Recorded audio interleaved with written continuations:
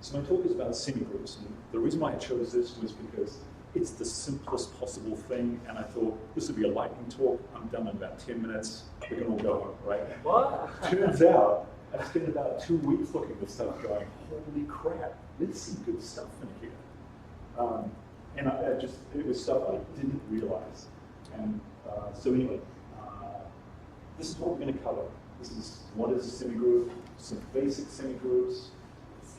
And initially you'll look at this stuff and think, this is so lame, you can't do anything with it, but it's very powerful. So how you combine them both horizontally and vertically, and then we'll look at some more complex semigroups and then a summary. So pretty much, yeah, so just reading the slide, I mean, I think, in my opinion, they're one of the most underutilized constructs in Haskell, partly because they were only introduced recently. So, and it's still in this sort of transition phase where it's a parent class of monoids, but it kind of isn't really sort of thing. So,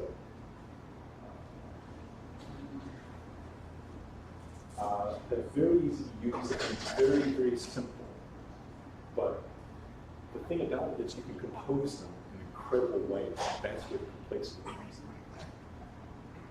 So I'm going to try and cover a subset. This won't be the whole thing. There's a big chunk of stuff which I chose to ignore just because we don't have enough time. And I think it might be a lightning talk or something like that for another section. So this is what a semigroup is in Haskell. There's a type class defined for it. And there's only one memory, and it requires 2 input values of the same type, and it returns the value of the same type. So that doesn't seem very restrictive. Just make sure it's the same type. So the only requirement is the semigroup has to be associative. That is actually kind of tricky. There's a lot of things that fail the associativity thing. Right? So let's see some simple examples. Simple examples will be appending lists. You can just grab a couple of lists, bang them together, and that would be a valid semigroup. Addition is a valid semigroup. You can add a couple of numbers, you get a number back. It's pretty predictable. Right? Multiplication, same thing. Right, so you should be really bored by now, right? Good. There are words too. So part of the problem is, as we saw in the addition and multiplication case, we need some way to distinguish between those operations, because we had no way of knowing, like, you've got this one operator, is it addition, is it multiplication? So the way they do it in Haskell is we use a new type, a data type, that just wraps it, distinguishes it. So, so this is the type sum, and it has a constructor called sum. Very, very simple, there's nothing much to it, and its sole purpose in life is to do addition for semigroups. And here's the definition for a semigroup. So it takes 2 stars, joins them together, like adding the numbers together. Again, really boring, right? So here's an example. Do sum 1, 2, 4, and 7, and not surprisingly, you get 14 out of it. The thing about it is it's very typeset. I can't So multiplication uses product, very similar type of thing. In this case here, it's using multiplication. The thing about this is you can't mess up, right? If you put sum 2 here, it'll be a type error. It will not compile. So this is where the type safety part comes in. Does this make sense?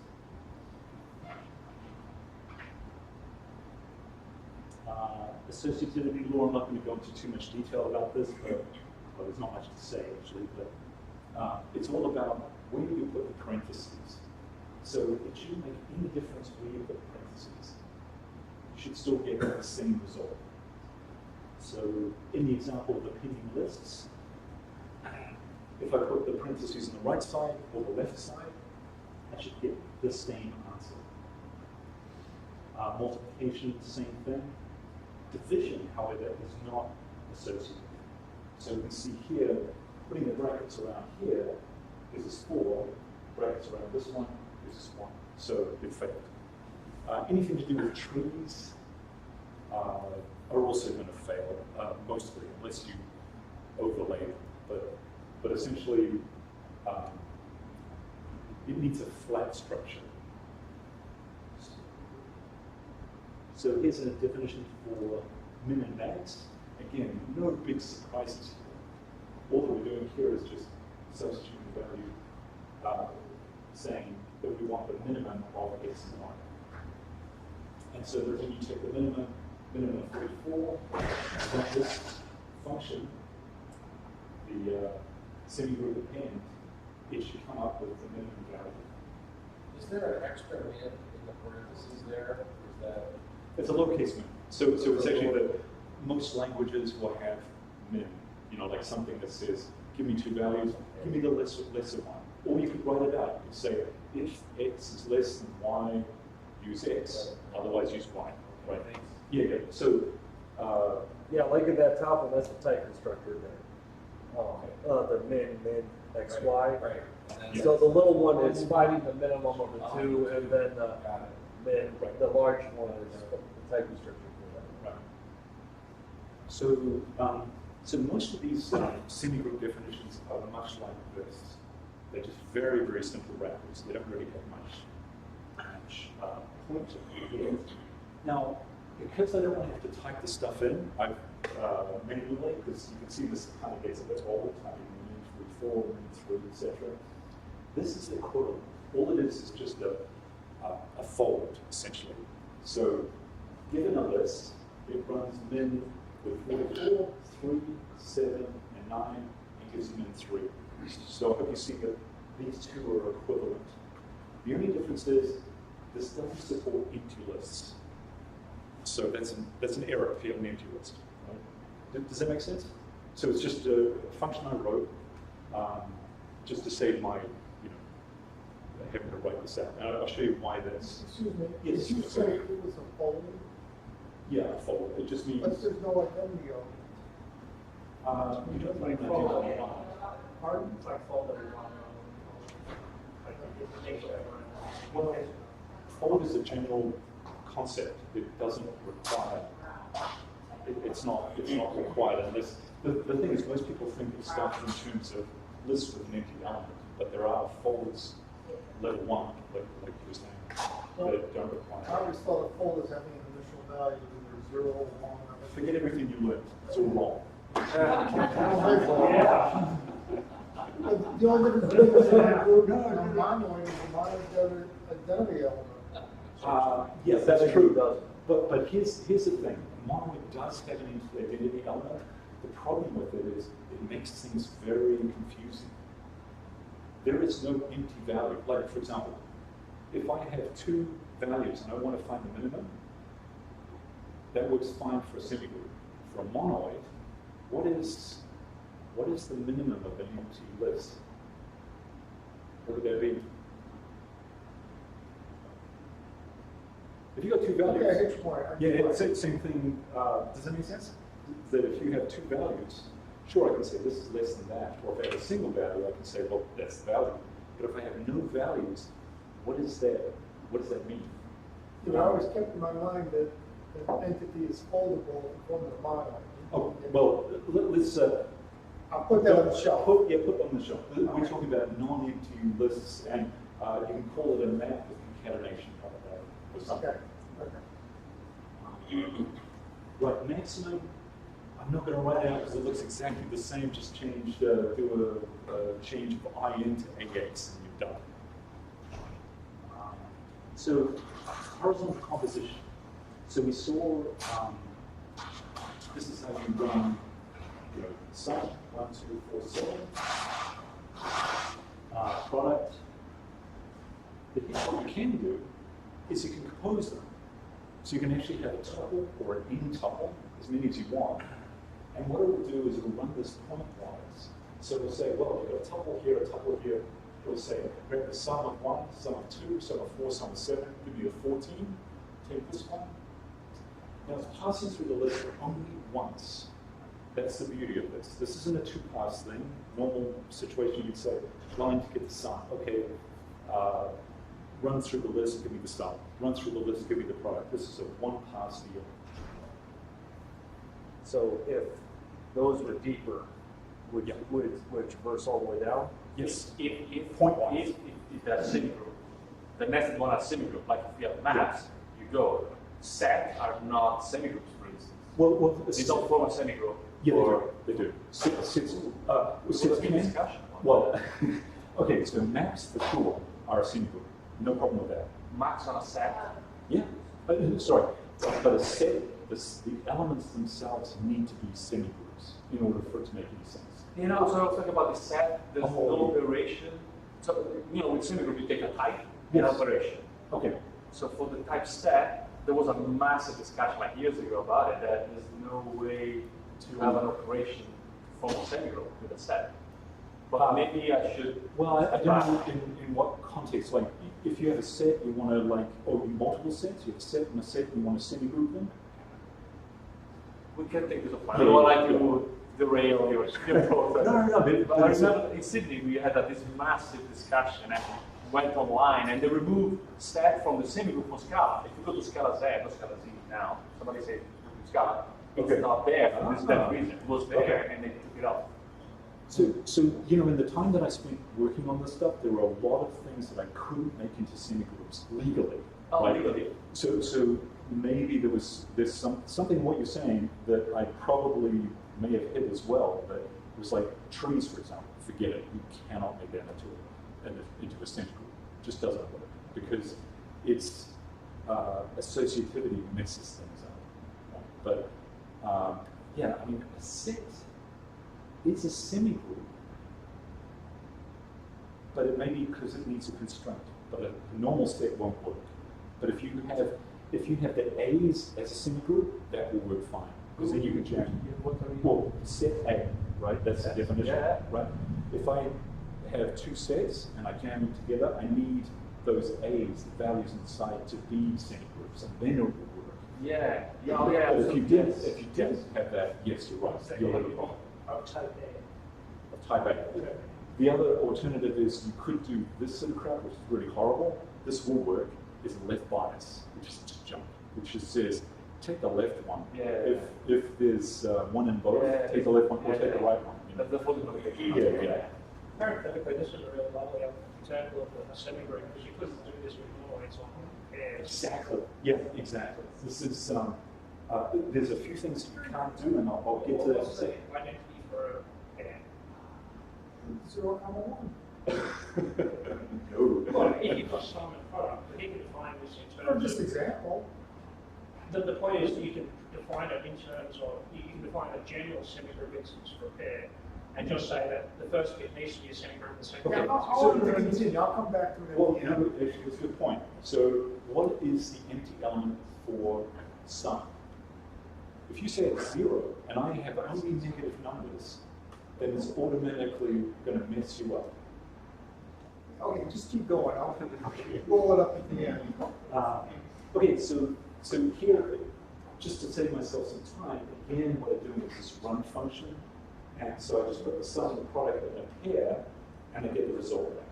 So you can see that they're the same thing. It's just a shortcut way of doing it. Otherwise, if we went to 3 elements, it's off the page. So what's the arguments that are applied to that, or the numbers that are being used Yeah. don't have to occur as a tuple. No, They're occurring no, as singles, singles. single values, yes. That's Yeah. interesting. So here's what happens. In this case here, it takes the 1, puts it in here and says sum 1, product 1. Goes to here, 2, puts sum 2, product 2. And it's exact match with this. Just shorthand. But, okay, so you can never have a different element in the sum and product. It's got. No, okay. it's the same. Yeah, in this particular Right, case. exactly. Yeah. So this is kind of a thought experiment. I'm just creating this semigroup called S. It has one parameter, sorry, A, And A in itself is a semigroup. And what we're trying to do is figure out the possible ways that we can combine stuff. So this is the lame one, which is, so remember, A is in itself is a semigroup. So the standard way is, well, you just append A and A1. Not a big deal. But there's an infinite number of ways to do it, but maybe 3 more useful ways to do this. So it does what you expect. If I have 3 strings, it'll just jam them together. If I have a list of numbers, it'll jam those together. But what if we were to flip things around? Don't do this at home, right? You want to, instead of A and A1, you do A1, then A. So you reverse it. And I'll explain why this is actually useful. So this is defined in the semigroups or in the base package. So here's what happens. Because you're doing things in the reverse order, you get everything in reverse. Oh, I see what you did there. Yeah, we just flipped it around, right? Because I wasn't doing it like, A and then A1, now we're doing A1 and then A. Flip it around. So this gets even better. It doesn't flip around the 5, 6, 7. It treats that as a unit, right? Because it's just a list. But sorry, can I ask a question? Sure, Is there a semigroup? Like, can you try with quick check? Yes. Does it hold with us? Yes, absolutely. Absolutely. Yeah, I've run quick check on everything. But this is actually in the package, in the semigroups package. Dual and first. It's a nice example. It's a very cornered example. Yeah, I like that. exactly. But the thing is, it is consistent. If you're going one way, sure you can go the other way, because as long as you're always going that other way, you're fine. Sure, it messes you up. Yeah. Okay, so here's another one where we don't care about the right element. That's actually a semigroup. And this actually comes in useful, actually last is more useful. But, so here's what it does. It says, no matter what happens, just keep going left, right? It says, dump the right, dump the right, dump the right, and you will end up with the first value.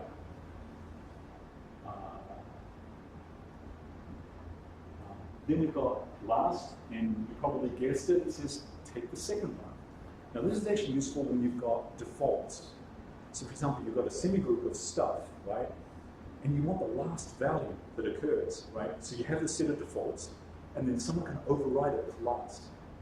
So that it'll just ignore any of the ones that we've done before, and then just put the last one. Why are you bothering to have the semigroup constraint on A? Oh, to show you that it's the way we're combining. This is a combinator. So I couldn't do this otherwise. Well, you're not actually relying on it. Yes, I am. I'm having to, because this isn't the way a normal semigroup is defined. So imagine if I just put first, for example, it doesn't actually do anything, right? It's a semigroup, but it's just saying, whenever I get a value, just look at the first one. That's why I have to nest it one level, because you only get one shot at this, one definition of this guy. Right, and if I choose the definition, I've got to say which one I'm going to do, A, A1, A1 and A, or A and A1. But with this, anyway, let me just go on a little bit.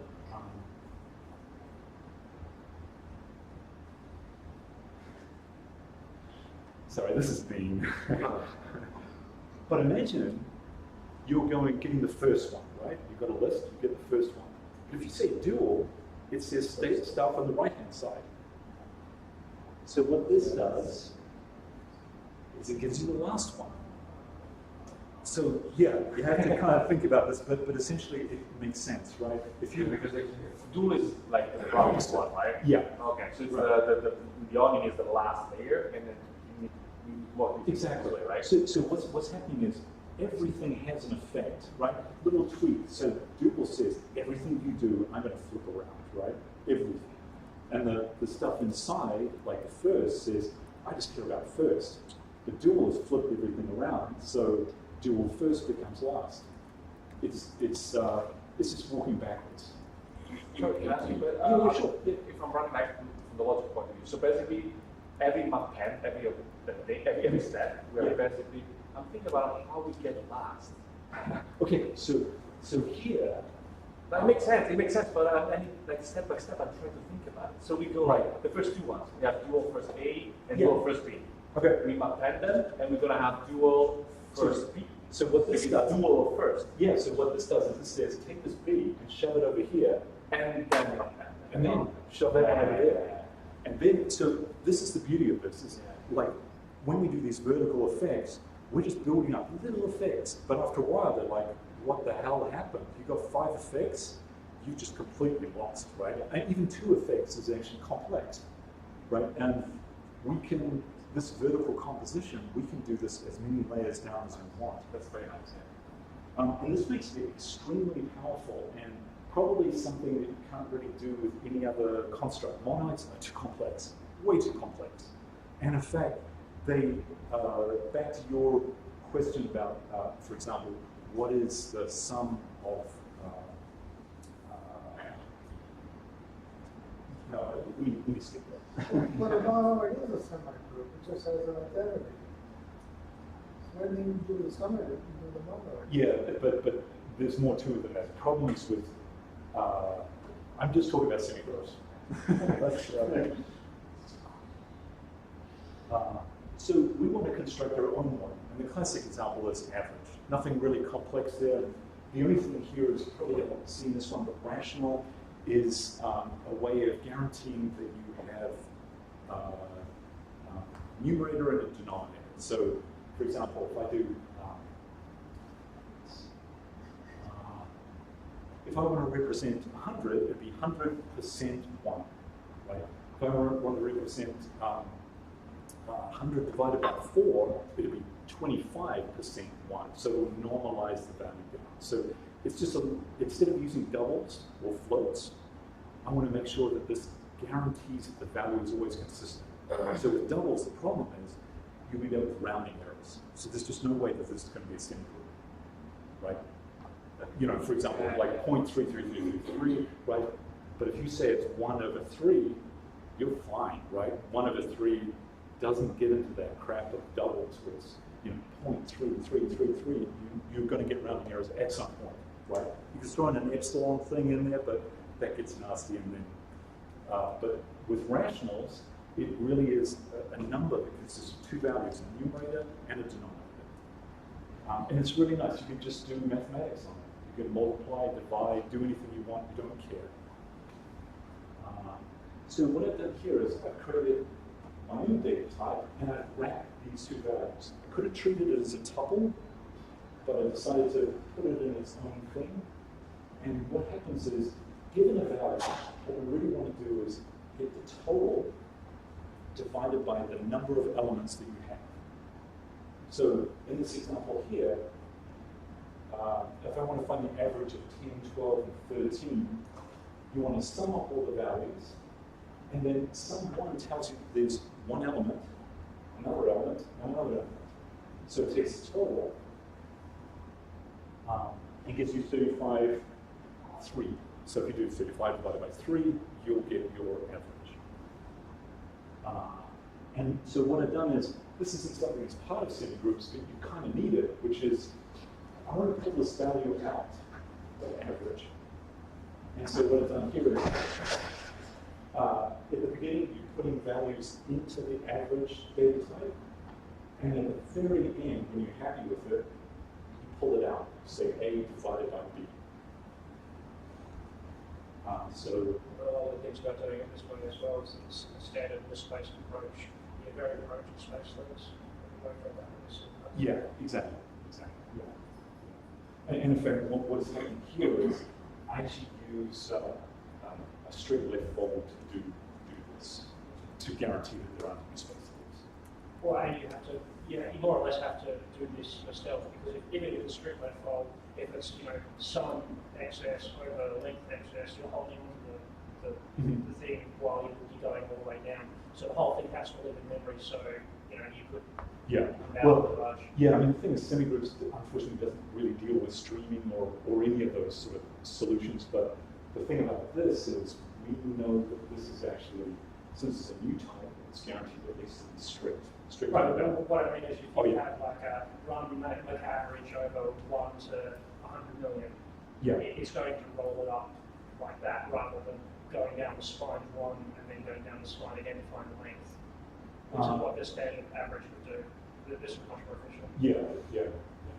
So, yeah, that's true.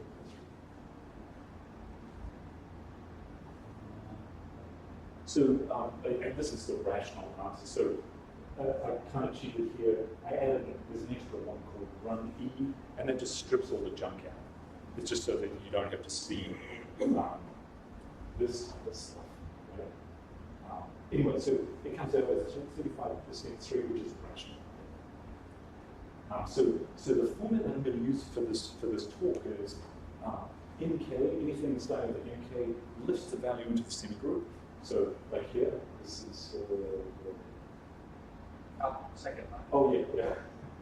Make average lifts the 10 into make average, the 12 into there, 13 into there, and you pull it out using so unaverage. Just a naming convention. Can you actually type run E, or is that just notation? I wrote it. But it could have like any number of things in it, right? Yeah. Like, Yes. well, I see that. Yeah, it's pretty cool. So it'll rip through any of those structures with the maps, partition. You'll see this. It'll rip through anything. I don't have to. It's not preset. Variance and standard deviation. Just to show you the code, this is actually a rolling variance and standard deviation, right? So it just shows you can do this sort of stuff. And so here, there's 3 values that I need to keep track of, which is number of elements in the sample, current sum of elements of the sample, and the sum of the squares of deviation. And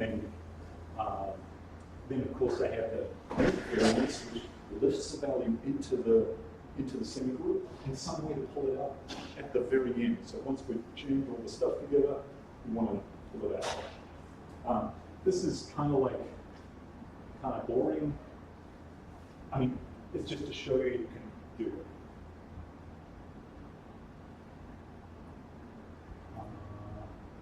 So does that make sense? I mean, it's I can show you a quick example. Variance, sum of things, sum of rational, or you're just shooting. Oh, what's that? Shouldn't it be variance, sum of this, sum of rational, sum of rational? Otherwise, You don't need to. I mean, it's that's only because of the Haskell being Haskell, right? This is as long as the internal routine is happy about it. But you're right, I could have done it that way, but since there's sort of multiplication and addition going on, I can't really do that. I have to keep it with the raw values. So,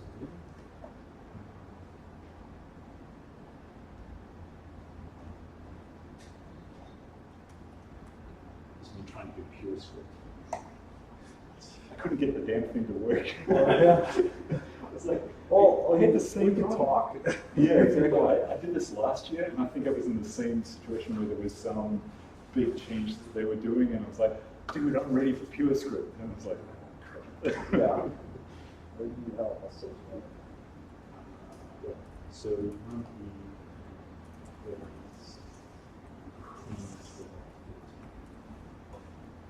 I don't know if you can see that, but it's running the variance on 10, 12, and 13, and it gives you 14% now. So, but you can do the same thing for standard deviation. Right? So, which turns out to be the square root of variance, so that wasn't exactly a struggle for this thing. But, so, just to show you there's real code on this.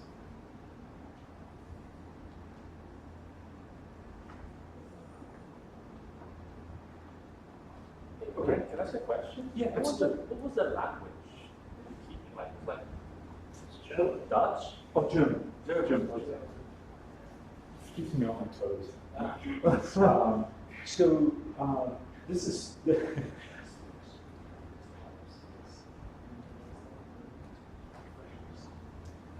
So this is some sample data that I'm going to use for a couple of examples.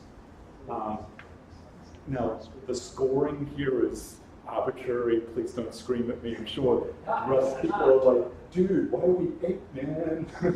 Lower the The better. cock is 25. Yeah, well, it's, of course. Minus a show.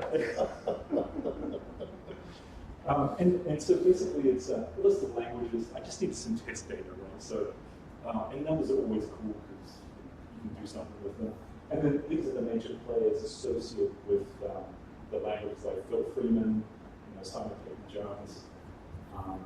And then classification of a language type. So imperative, functional, or proof system. I mean, APL should have got like a 12, to be honest. I mean, if anyone's heard of it. Oh, yeah. It was the best language. Nobody could understand it. So, so what I'm going to do is I'm going to create a simple wrapper around a map. So a map has keys and values. It's just a way of putting stuff in buckets. And the problem is that the semigroup instance of the map is lame. So what happens is you have two maps. If you semigroup them together, what it does is it says, I'll just take the left one if there's any intersections. So if you have keys that are the same, you know, like, I don't know, you know, two maps and they have keys that are in common, it'll just take the left one and ditch the right one, which is unfortunate, but they had no choice really, because what I've done is I've added an extra constraint, which says the values themselves have to be a semigroup. And this is where you get incredible power from semigroups. So again, the same old story, we want to make something, so we want to lift a key and a value into a group. And really this is just saying, we're going to create a map with one element to that, a key and a value. And all it does is it leverages the map instance and says, well, you know, before you were just going to ditch the left-hand side, what this is going to do is jam the left and the right side together. So if there is an intersection, you don't lose it. You get it. You keep those values. Is this going back to Dan's point though? Because if one of them doesn't have it, shouldn't that be like the MFT? No. Or you're just taking it and putting it in there, but it seems like it's kind of the same deal. It doesn't exist, so you have the thing, and you're kind of combining your value and empty value. Okay, so here's the thing. The thing about maps is there is never an empty value. This may seem counterintuitive, but if you have a key, you're guaranteed there's a value in there. If you don't have a key, well, you can't even get there. So there is no such thing. So a semigroup is actually awesome for maps. It doesn't make any sense whatsoever to have a monoid in a map. If anything, it just adds noise. That's why this is kind of cool, because we've taken away that noise. But that's a brilliant point, actually, because you really open up the fact that semigroups actually have an incredible amount of power, especially in the case of maps, which is something we use all the time in some fashion. What is, on the third and fifth line, what is capital M? Yeah, oh, sorry. Yeah, I should have put map in there. That's using the map package. So we know it's a function to do with maps. It says create a singleton key value pair. And union with, again, it's map function. So, yeah. Okay, I got it. I didn't see that. That's a good point. Should see map.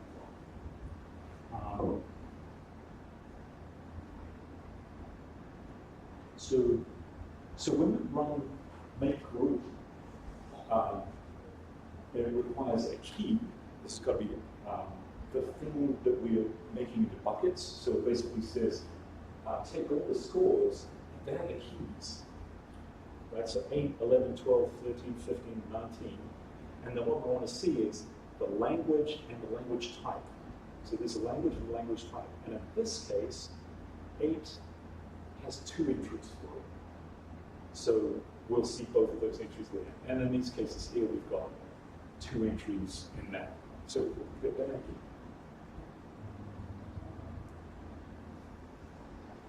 Yeah, so 8 is Rust and is 8.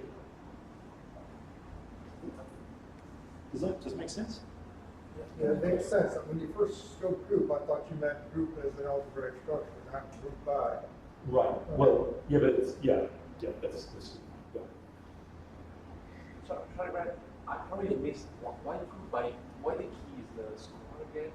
Oh, I just chose it. I mean, okay. just to show the example, I could use anything. Oh, for yeah. it. But it just, that was nice because there were duplicates in there, and Okay. so that's why I had that score column, which is pretty arbitrary, but you know, and I'm sure I upset a lot of Rust programmers out there. So. So another one is a specialization of group. So the classic thing is, you probably would have seen it, I don't know, partitioning, where you bust up a value bust up a string, a list, into two types, like evens and odds, for example. So anything where you have just a Boolean key, a true or a false, that's what a partition is. And if you notice, I just wrapped a group inside it. Right? So what it is a group, but you've only got two keys, guaranteed true and false. And then just for reference, this is what that definition was for group in the previous slide. And instead of a key, I provide, you pass in a value, and it's supposed to, as a predicate, it's got to come back with true or false. So, for example, here, I run this, and I have these numbers 1 through 10, and what it does is it puts all the good stuff on the right-hand side, and the rest go on the left-hand side. So this is a partition into two. Yes, two partition. Okay. So the other one was like partition into any number of buckets that you want. This is only 2. But it's kind of nice because we can actually do something with this. We can actually put this in a very tight data type.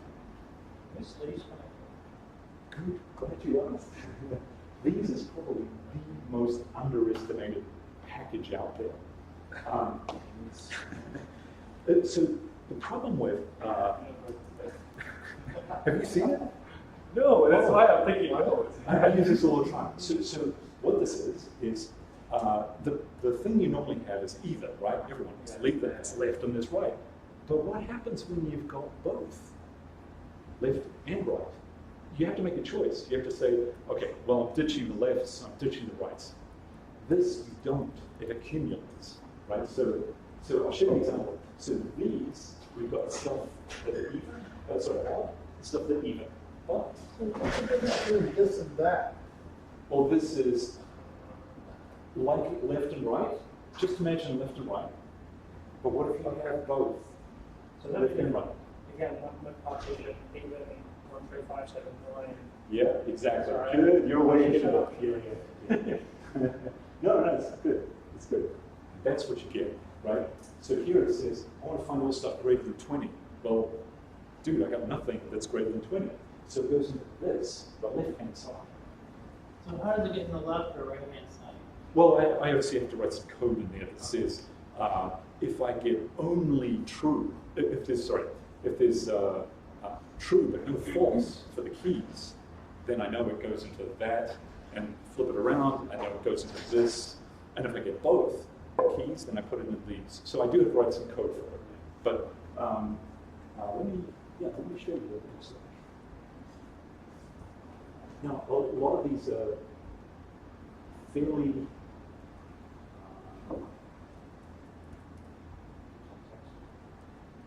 very supposedly very safe as it's screwed up. Yeah, here we go. Here, I don't know if you can see this, but so you've got a map of Booleans, right? True or false, and it's a little more complex than that. It's not just a straight Boolean, because what if you had true-ish, false-ish? Like, for example, left and right. Left is kind of false, right is true. So I had that sort of concept. It was just an experiment. But what this does is it says, if I have something on the left-hand side only, but nothing on the right-hand side, then use this. If I have something on the right-hand side, use that. If I have both, use that. And this can never happen. This is a semigroup. It means you can never have an empty semigroup. It just doesn't make any sense. So unfortunately, I have to say it cannot be empty and yet something happens. If it ever calls that situation, you know, calls that code, I know there's something seriously wrong. Does it have to be there? All the cases must exist? Yeah, just because the type checker is trying to be complete, and it's saying, well, it's very mechanical. It doesn't know that. Doesn't know. Doesn't know. You could absolutely create a non-empty map type and only, export the like symbols that don't have an empty map. It could be done. Right. Yeah, I mean, essentially, yeah, but in a lot of the code that I have here, they're all using non-empty lists. I mean, most of the time, or I'll have a separate value that guarantees that this thing can never be empty. This is a bad situation where I couldn't do anything about it. Okay. Question also. Yes. Is it biased? Like either? Is it biased? No, it's not biased. That's the point. So left and right is biased, right? Yeah. Yeah. It's Also right. Yeah, well, it depends on interpretation, right? So what this does is there is no, because of the way I define the semigroup for this thing, it says all the thises get banged together, all the that's get banged together. If I have a this and a that, I get a these. If I have two theses, it'll put all the values together. But guarantee you don't lose anything. Left and right, you'll always lose something. You have to sacrifice a left, you have to sacrifice a right no matter what happens.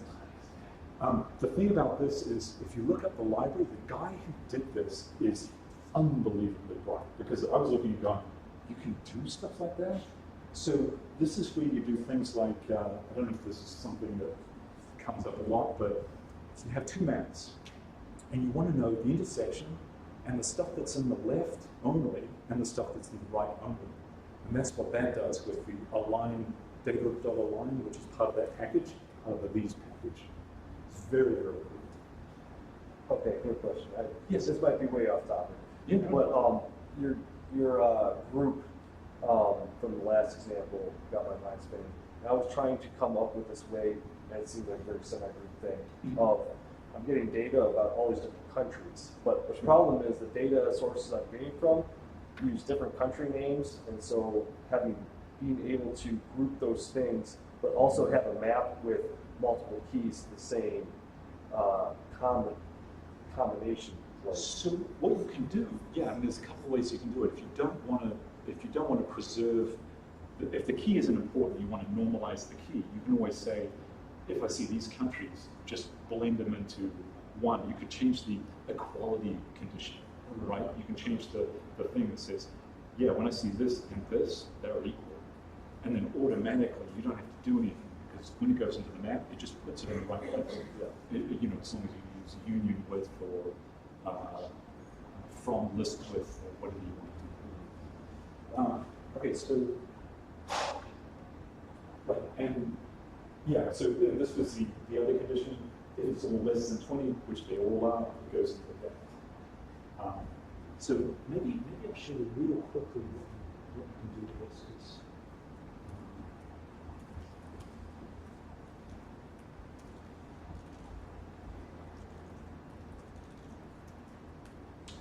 So here's an example. We've got this 1 through 5 and that A, B, C, and if I jam them together, it just shoves it into a these. But if I do this 6, it puts into this. So you don't lose anything. It's just always accumulating data.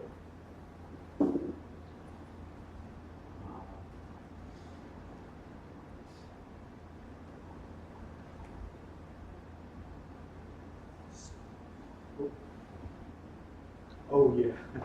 Sorry, this is me just messing around just to show you what you can do.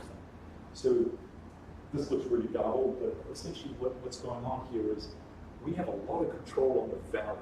We can actually decide what we want to do and add as many semigroups as we want. So everything up to here probably makes sense. But then after this, what I've done is I've said, oh yeah, that's right. Yeah, this is a semigroup right here. And then this part here is another semigroup. And so just here, what I'm doing is first total, and if you remember, first says, just take the first value, bang it out. I don't care if you get values after it, ignore it. And then sum is your sum that you're used to, it just adds the values up, and you get 55. So the reason why I did the first total was because I wanted to show you that value. And then count, same sort of thing, and then here I've got an average, 11 over 2. So I mean, it just shows you can build up on these things. It's not like you have to be very, very careful. You can just add as much crap as you want in here.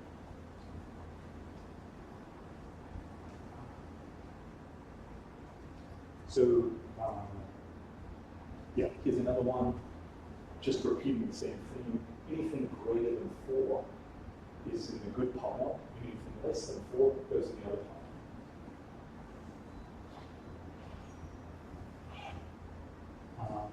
But now we want to add a little bit more extra stuff to it. So we also want not just the list of values, but the sum. So we get 10, which is 1 plus 2 plus 3 plus 4. So you can keep accumulating stuff both sides. We'll do both sides of the equation. 45. You can shove an average in here. Do anything you want. You say, I don't really care about this. I just want the last value. It's totally composable. And the thing about it is, it's type safe. You can't screw it up. Every type. It's like, if you have a sum, you can't like, oh, well, I thought it was multiplication. It's sum, it says SUM. Whereas in a normal language, you've got a number, an integer or something. You don't know what it's done. You don't know where it's come from. All right, quick question here. Sure, yeah. So, is there any way, just for your last one here with the greater than 4 sum, this one here. Yeah. Is there any way to clean that up so it's more clear what is going on? Oh, so normally you wouldn't write this like that. I mean, you put it in your code, right? So, and in fact, what I would do is, I'm just doing this. Just an example. Yeah. I mean, some of the stuff is because of what I'm used to. But let's take this example.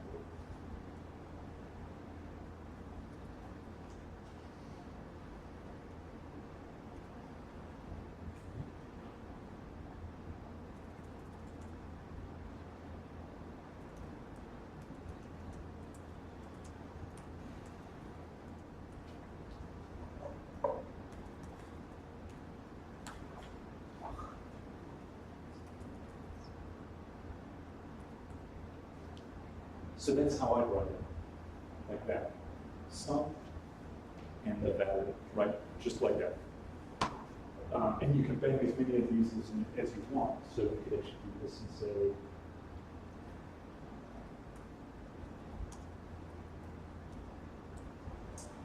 so now this throws in the average. So what is the 3D ampersand mean again? Oh, it's called an arrow thing. It's a shorthand way of me being able to put stuff together, like these semigroups together. It's part of the controller arrow package. Okay. But the thing is, as I say, normally you write it in your code. You're not going to like be doing it online. I mean, with this you can, but here there's no mention of the A, the value that's going in. So this is as clean as you're going to get for this. And normally you wouldn't stack like 5 or 6 of these things together. You probably have 1 or 2. That would be as much as you want. And you probably wouldn't do it through GHCI.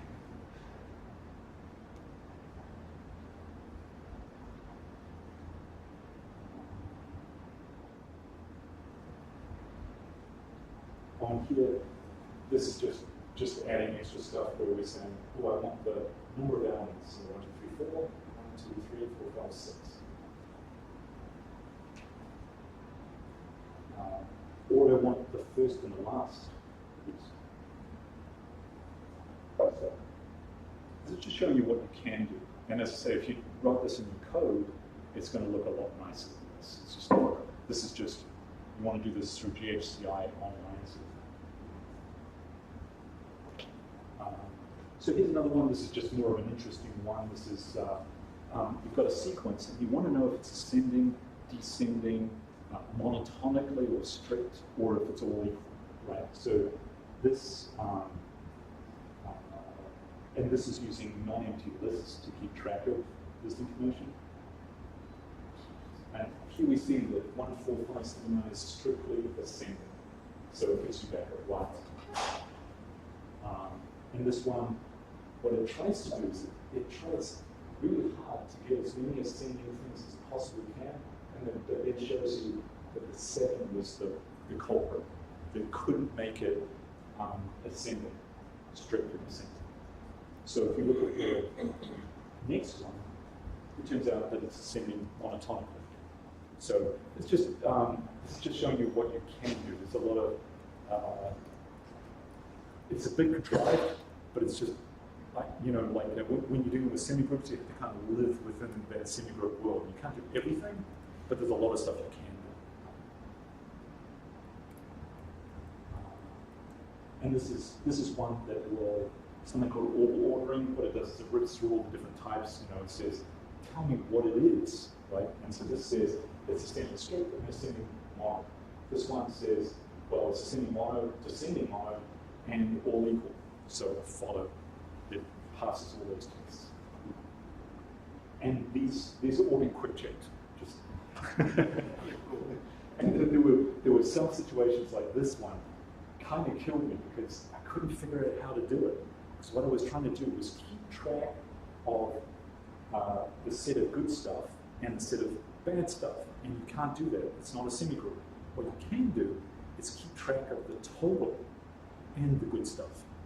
And then you just take the good stuff away from the total. And that works. So what I mean by that is like, I have internally, I keep track of 2 things. One, which is like, just give me the whole thing. So it keeps track of 1, 4, 5, 7, 7, 9. And then on this side, it keeps track of all the good ones.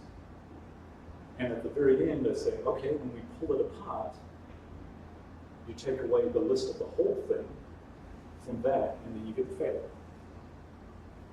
It's just details, but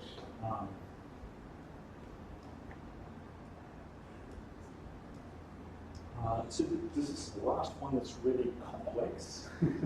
But notice that the problem is with a lot of systems is if you want all the maximums or all the minimums, it's usually really kind of tricky to do. First of all, you find what is the maximum first, then you go through again and find all the things. This will give you all the maximums or all the minimums. So here, in this case here, we're saying, span max. What it does is it gives a list of all of them, all the maximums and the rest. And you can use any semigroup stuff that you want to do. What if you didn't really want this information? You just wanted the number. So you just say sum 1 instead of this. Or if you want the first and the last value, you could do that. So all of this stuff composes on each other. Yeah. So span max. Here we've got 4 values, so it puts 4 values here and 2 values here. I mean, that may not be so useful, maybe first and last is more useful, or give me the average of the stuff, or the count. Yeah. So given the associated taking component of a few things, it's important. Does a library allow you, there's a great opportunity for parallelization, and that operation is expensive. So it doesn't support, it's not, doesn't get in the way of it. No, exactly, and I'll show you, in fact, I have an example where it's using concurrency. So I'll show you an example where it does that.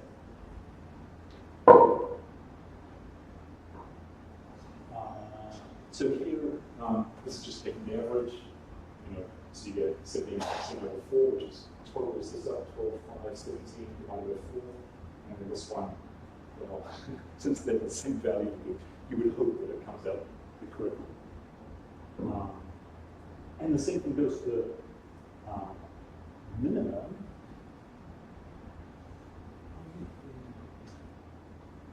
So I'm just going to show you that this example.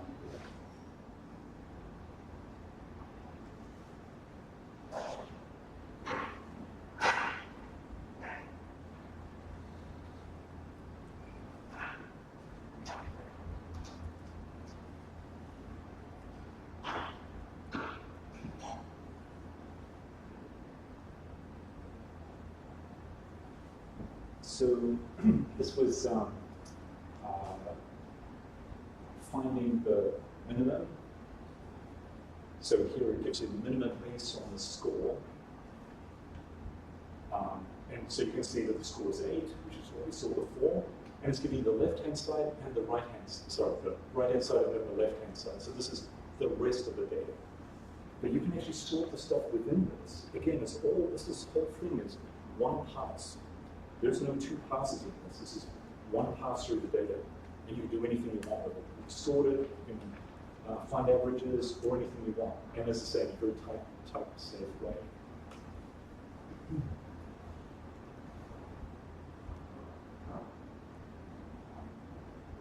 Right, so this is the last one. I don't know if you guys have heard about multi-sets.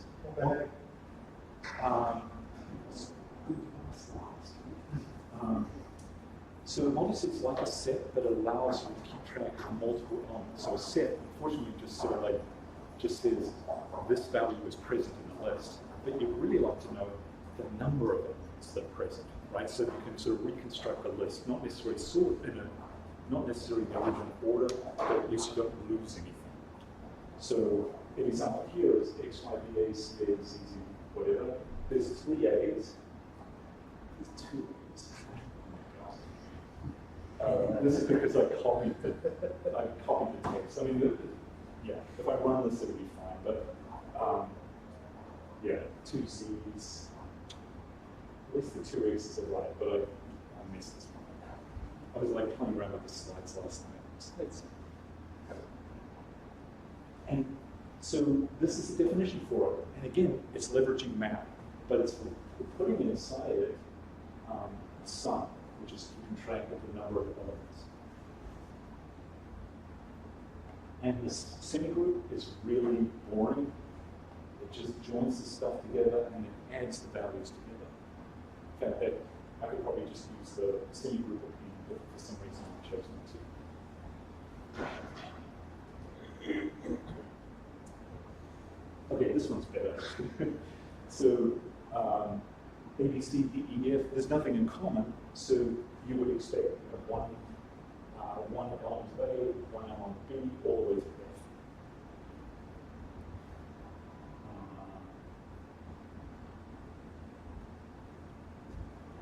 Yeah, that one looks right. So this has got 2 A's, as expected, 3 X's, and the rest of the stuff is unique. Okay. Now, this is the highlight. This is something you definitely can't do with models. It just doesn't happen. How do you do the intersection?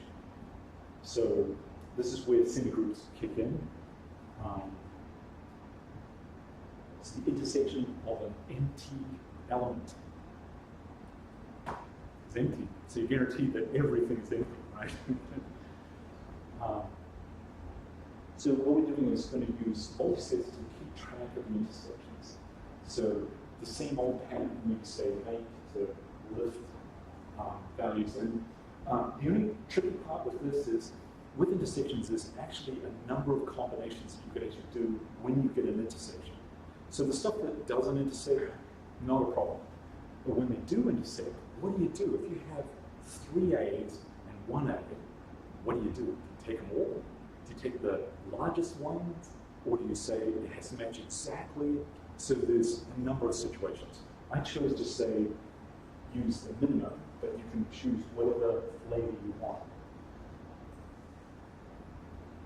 So as an explanation, so we've got these 3 lists, and what it's trying to do is say, tell me the intersection. So there's 2 A's here, there's 5 A's here, and 2 A's here. So there's a minimum intersection of 2 A's. Does that make sense? Because you intersect, right? So, and then the stuff that didn't make it, 3 of them got rejected. because there were too many in this one. And there's a B, one B, two Bs, and one B here. It takes one of them and dumps the other one. So this is a way of getting intersection. You know, most people may not even care about this left side, but why not? It's there, and yeah. Oh, this is the fun part. Okay, so programs are semigroups. Real dumb program, but as long as these two guys, the result is a semigroup, the whole thing is a semigroup. So I'll show you what I mean.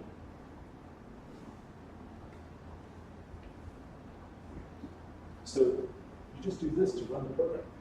Program, couple angle brackets, program, not a problem. It will run it and return this value, hello, and the world. Does that make sense? So it's very cool, but there's a hell of a lot more power in this than that. Turns out that if you have imagine you had a list of integers or something, and another list of integers, and you want to pass the integers into those programs. It's the same set of values, or anything that takes a value but returns a semigroup is a semigroup. So this stuff is insanely powerful. Like we saw, you know, horizontal composability where you've got like tuples, and then we saw vertical composition.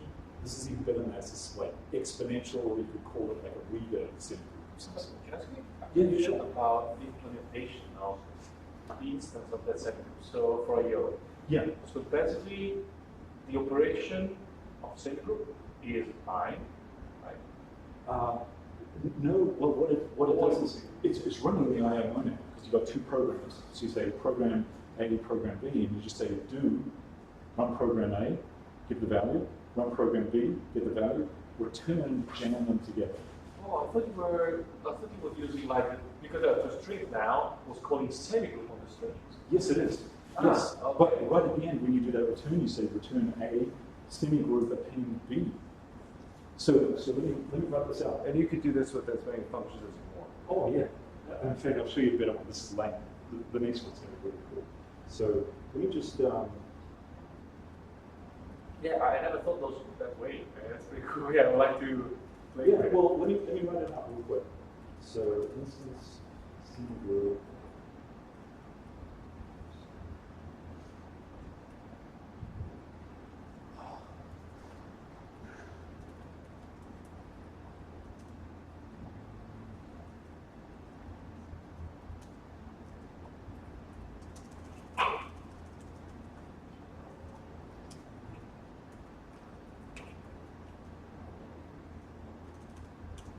I mean, Google was fine, but if you want to type it out, Well, it's just easy to show. I mean,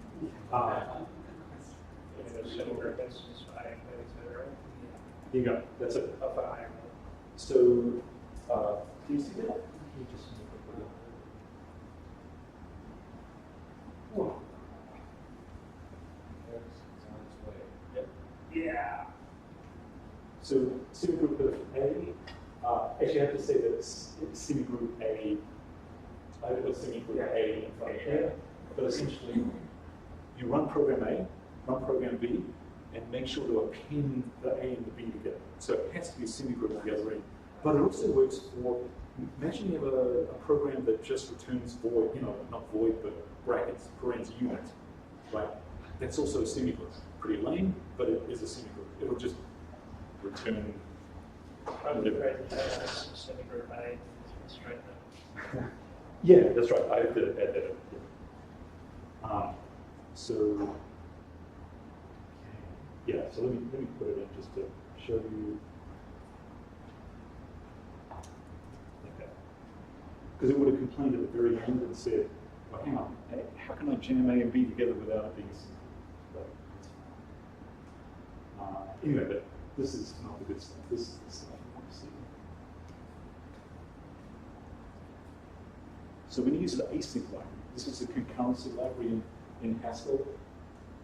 And what I'm going to do is run programs in parallel, and that's the definition of a block. Just a quick question about the async layer. Yeah. They run them in parallel, or it just runs in single thread, but kind of pieces together? I'll show you. One second. One second. There's a yeah. So So this the actual threads now, we're not in JavaScript anymore. Okay, good. That's all. Okay, so this is the definition for the parallel thing. There's not really much to it. In fact, I just use the default definition for semigroup, which just says jam stuff together. Not very exciting. However, for racing, that means I have a number of programs that are running, and I want to see the first guy that wins, right? Race to the, because you don't want to like hang around for some guy to like be talking to Europe or something like that. You just want to like get the first answer good enough. And in fact, you do a whole algebra on this stuff.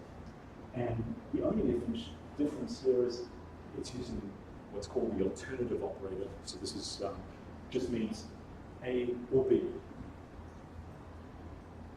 Okay, and here's that program. The reason why it's so busy is because it's dumping out debug information so you guys can actually see what's going on. So I'll just run you through it real quickly. You pass in the number of deciseconds, tenths of a second, just because I wanted the numbers to look nice. And what it does is it captures the current thread that you're in, just a value so that we know what thread we're running. And then if there's an error, it shows the error message and throws. Otherwise, this is the normal path, which is go to sleep for X number of deciseconds. So if you see 40, it means 4 seconds. 30, 3 seconds, 1, a tenth of a second. So it's really fast. Right? And it returns some information, which is the message and the value, the number of deciseconds. So it's all of that stuff is noise, but just to show you what it can do. Okay. So we're going to run this in parallel.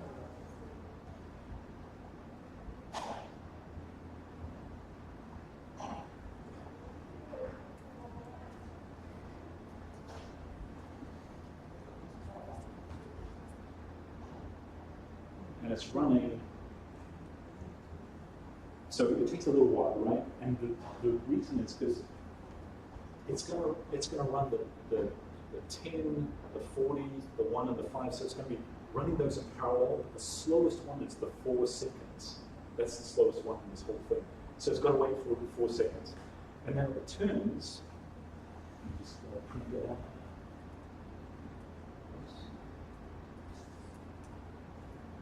It returns 4 values. The 10, the 40, the 1, and the 5. Right? And it gives you the 3 IDs so you can see what's going on. Now let's run this in using the race semigroup. Boom, done. Right? Really, really fast. And see what's happening. So this is kind of what you would expect. It runs all these threads to start them up, and then it says, "Oh, I'm done," and shuts these other ones down, shuts the other 3 down because you're done. And if the fastest one is 1/10 of a second, which is what you expect. So, so we're seeing this took as long as the longest one, and this one took as long as the shortest one. Okay, quick question on this one. Yeah. Would there be a way to limit the number that it calls to, like, say, 10 or so? If you had if you had a list that was like 40 long, Oh yeah, hundreds yeah, long. yeah. So in fact, I have something in one of the threading libraries that I use where it's a pool, and it says, dude, I got like 10 in the pool, and it waits until it's like a T-var, and basically waits until one slot is free. So there's only 10 slots, and then as soon as one slot's free, the other guy keeps it. Yeah, it's a similar thing, but I had to write in JS because I couldn't figure out JavaScript fast enough. Right. Yeah. So yeah, I actually have code for this because yeah, you want to be able to just throw everything at it and just say limit the number of threads, because if you run too many threads and the machine can't handle it, it's kind of okay. So, but there's more. So what you can do is, what do we want to run? I mean, I don't know why you would want to do this, but you want to run both, all of them.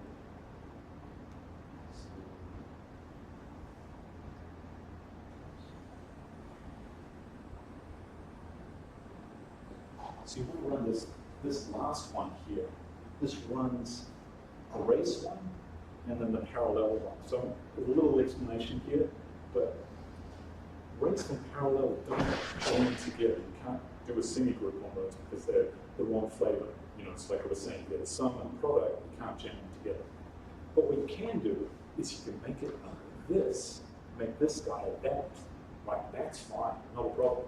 So we can run this guy, and so what you're seeing here is, this is composition each time. So there's 10, it goes to this one and this one as semigroup.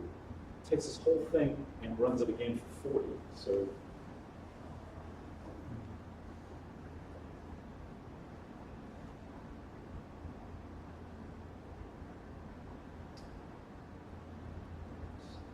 What is BT?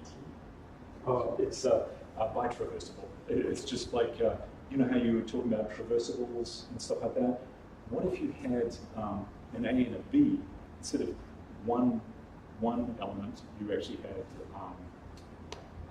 one free variable, you had two. For example, a tuple always has a value on the left side, value on the right side, or left-right, perfect example. Either has a value on the left and the right, so it's bitraversible. You can actually do one side and do the other side at the same time.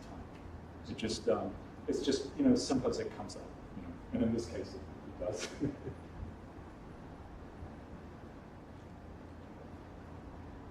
Okay, so this is running all of them.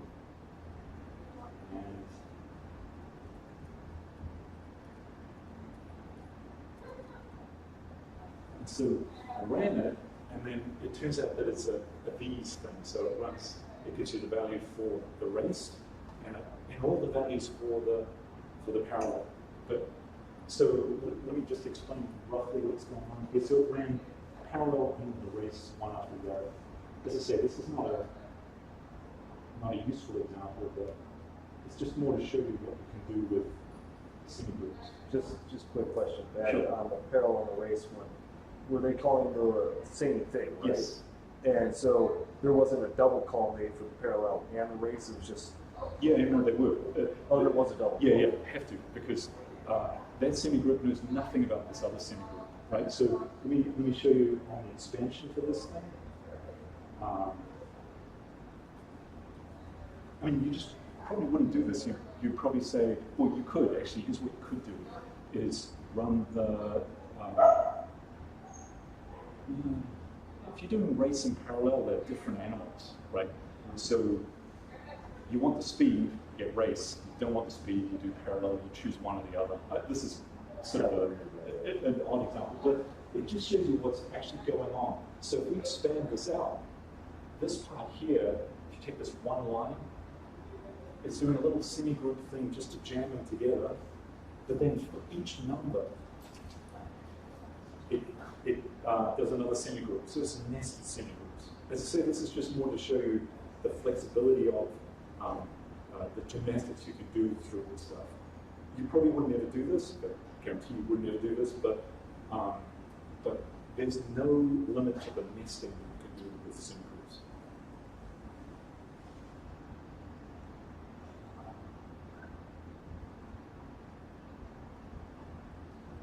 Right, so in summary, semigroups traverse the list only once. That's the key point of this.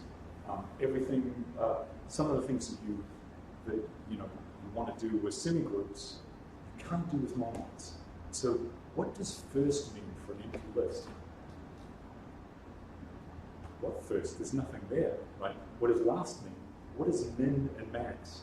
So it turns out there is actually a definition, a monoid definition for minimum. So let me show you real quick. So if I can mint, no, it's absolutely lawful. It's lawful, not a problem, but it's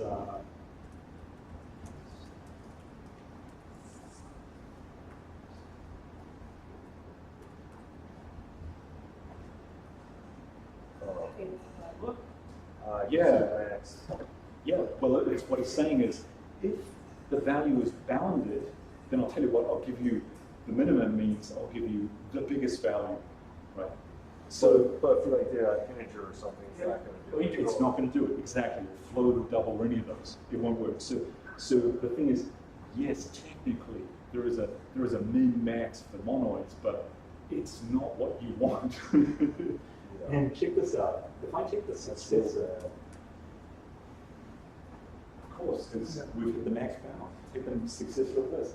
The thing about semigroups is you get to choose what the default is. If you don't like the default in monoids, use semigroups, because semigroups is perfect and there's no noise. You know exactly what you're getting. So as someone pointed out, so if you take the minimum of integer,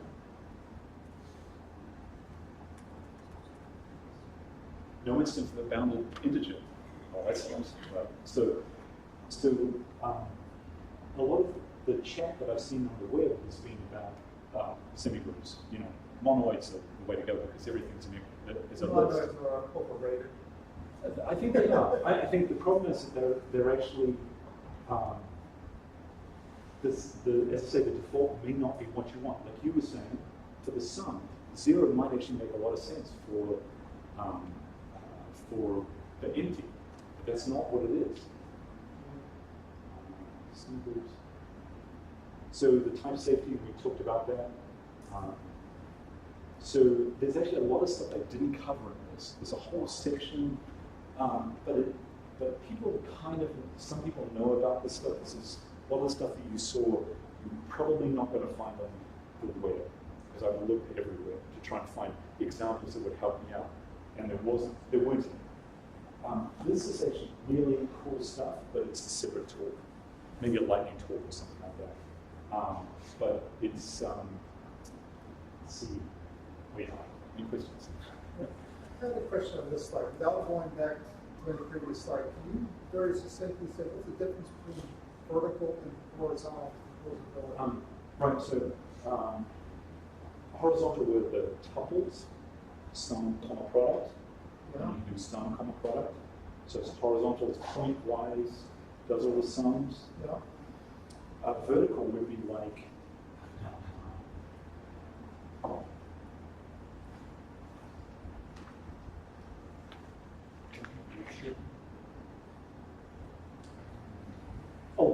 yeah, this is crazy good. This is valid. This is a valid semi-loop. And it's using option just, which I didn't really cover, but you don't really need to understand it. But the point is, this is vertical composition, because notice how it's going deep within this. Within each semi-group, you've got dual, wrapped in option, wrapped in this, wrapped in that. Can you make the slides available? It'll cost you. Yeah, sure. I'll give you a money. Yeah. So does that make sense? Do you have that rock method?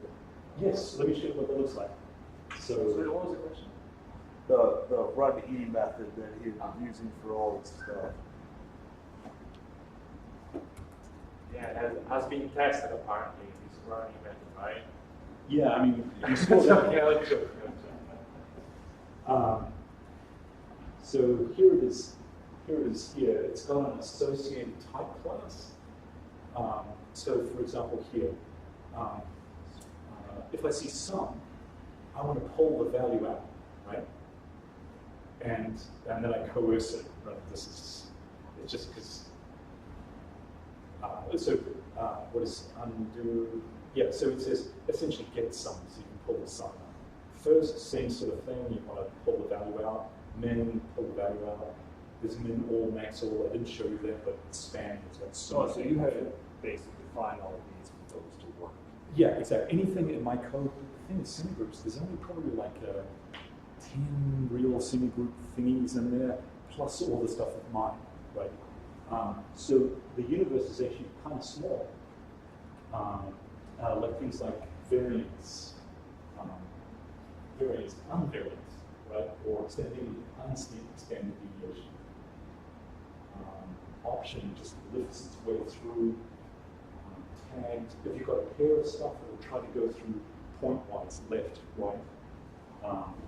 So we go, so I handle up to 6 levels of tuples, sets.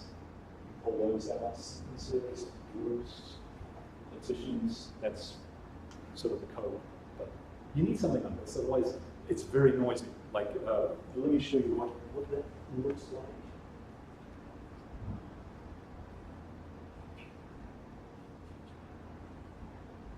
Yeah, like this one.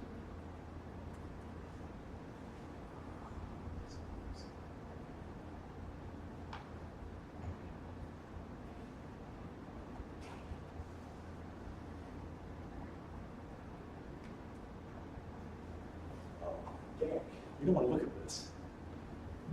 But it's true to form. It's like, remember, partition was wrapped in a group, was wrapped in a map, and then you've got sums in there and values in there, but it's just nice to just strip the stuff out. So you get just that as curable. And normally what happens is you wouldn't, as I say, you wouldn't do it like this. What you do is write it in your code, and you just pattern match. Say, well, you know, I'm expecting a list, so you get a list. If you don't pattern match correctly, compiler screams at you. So, but the thing is, semigroups, all it's doing is jamming stuff together. That's all it does. It doesn't tell you about how you pull stuff out or how you make it actually useful. Let me show you one thing which is kind of cool.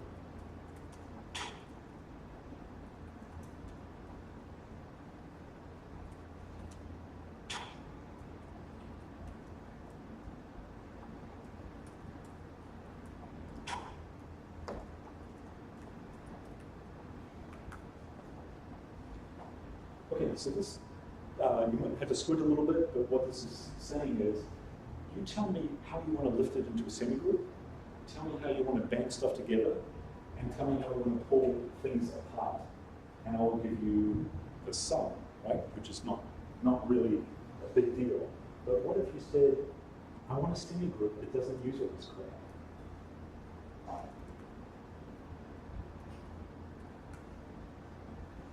It's a valid semigroup. But it doesn't use any of that sum or product stuff because you don't need it. So what this says is, how do you want to lift a number, the number into a semigroup? Well, just leave it as it is, as a number. What do you want to do with it when you've got 2 numbers together? Add them. What do you want to do when you pull them out? Nothing. Just give me the number back, right? So then you can do things like, let's see, multiplication. Basically, you run any function. You can run any function using this, as long as you have a way to lift it up into the type that you want. How do you want to jam stuff together? How do you want to pull stuff out? So you could say, okay, in fact, what I want to do is this.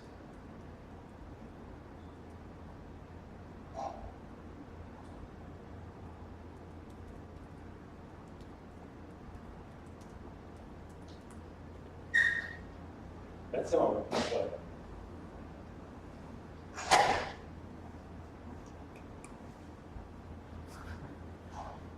So there's a lot of very cool stuff that this can do, how you can encapsulate semigroups, but it's, I think, a different tool. Cool.